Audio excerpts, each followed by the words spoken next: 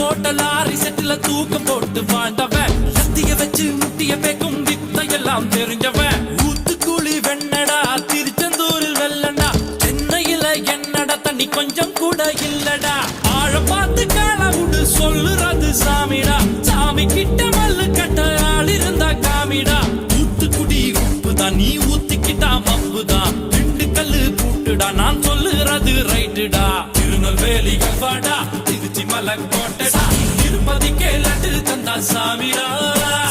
இருட்டு கட்ட அல்வாடா இட்லி கட்ட ஆயாடா உருட்டு கட்ட சத்தம் கேட்டா சாமிடா